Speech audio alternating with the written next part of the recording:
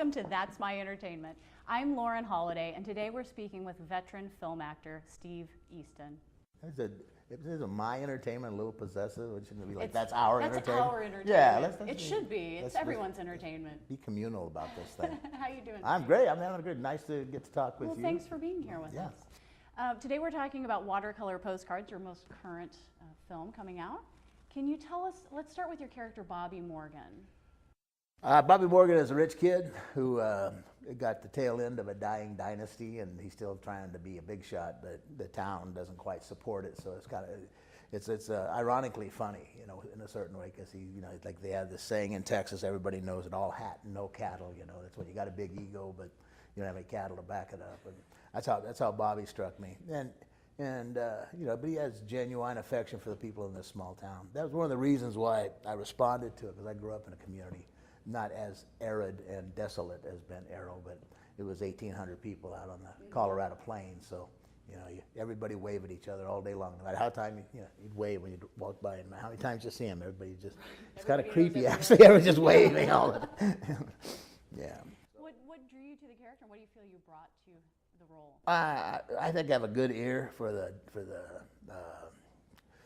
the accent. You know, it's the key to a Texas accent. You just don't move your lips too much, because it's too hot to move your lips. So that's how you get that Texas accent. You got to keep room for the spit. The chaw, yeah, and then you just got to dial down your IQ a bit. Sorry, Texas. You know what I'm talking about. Okay, so as far as participation in the movie, how did you end up participating? What drew you to the film? Well, I know Conrad Goody, who is quite a Renaissance man. I have a lot of respect for him. We worked on a studio picture for Touchstone called Con Air, and he played Viking, and I was the guy that was in charge for a while until they beat the hell out of me. But we spent a lot of time together. You know, there was a lot of action, so a lot of time out in Wendover, Utah, which is where it's so remote. That's where they destroy chemical weapons. So it's a real glamorous location, you know. But when you're out there along with those guys, you know, there's a lot of storytelling, and so Conrad contacted me directly about a year ago and said that he had funded his film and wanted me to play Bobby Morgan, and I you know, Jonathan Banks and I have worked together a lot. I love Jonathan. John C. McGinley and I worked together on Wagons East, which was the film which John Candy passed on, and so I knew these guys, and so it made for a really a rich creative atmosphere on the set, because Banks is as bad a curmudgeon as I am. You know, he is hilarious. So we had a good time. So I think the combination of talents and meeting this new young singer out of Nashville, Laura Bell Bundy, you know, she struck me as having a very nice light touch with dialogue, and you know, and she was just a great sport. We filmed under some pretty tough conditions. Well, tough conditions is mining coal, but you know, we were in the cold nights in the desert, sand blowing and all that. And she was terrific. And the little girl, I just fell in love with her too. So we had She's a real spitfire. Oh yeah, and smart. Yes. You know, yeah. Yeah, I've met her. And just her enthusiasm is contagious. That's the thing, you know.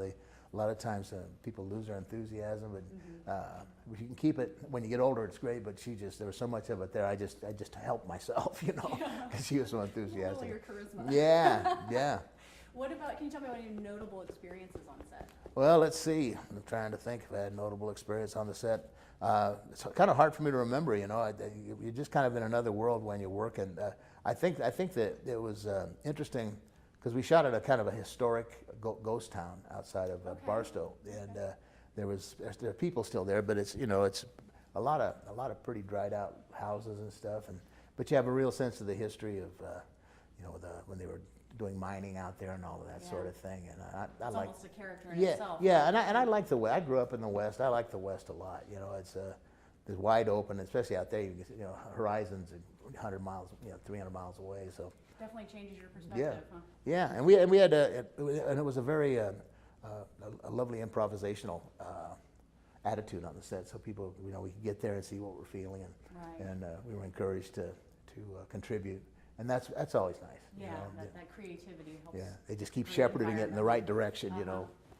So as well as being a veteran Hollywood actor, you're also a teacher as Yes, well. So yes. Can you tell us a little bit about Eastin Acting Studio? Well, yeah, I kind of landed on me. My teacher when I came out here was a man named Charles Eric Conrad, and he had an incredible approach to acting that I'd never heard before called choiceless awareness. And I just thrived with him. I started working a lot, and he really kind of gave me a career. And then in 1990, well, to give you some idea, in my class, just in the one class I was in, there was a little mousy model named Michelle Pfeiffer that hadn't done anything. This girl named, another model named Veronica Hamill went on to do Hill Street Blues for 10 years. And then Apollo Creed, for crying out loud. Carl Weathers was a classmate of mine. Corbin Burnson from LA Law. Just astonishing. Kevin Dobson. I mean, this teacher really had a good thing going. And sounds like he has a good system. yeah, it is, you know, and it also keeps you enthusiastic because it's more like childlike wonder instead of trying to analyze everything and figure everything out. So I've been teaching since '91. He called me in '91 and said, "I'm thinking of retiring. Would you like to carry on?" And so I have, and we have a thriving studio in Toluca Lake. We have about 60 students now, and it's all on camera and extreme close-up. And that, yeah, you can just. I think you crazy fax machines you kids have. What do they called? Computer? Yeah, just do eastinstudio.com and it'll the whole tour will come up. Right. You've also had some quite notable students yourself as well. I have had Eva Longoria was Michael Roderick. The main thing that I've been so thrilled about in my time in Los Angeles is, you know, I wanted to be an actor ever since I was 6 years old when I saw Robin Hood with Errol Flynn. Because actually we came out of the theater in this little town in Colorado, and I said, can we stick around until these guys come out behind that sheet? Because I want to find out how you get to do that. You know, I'm six, what do I know?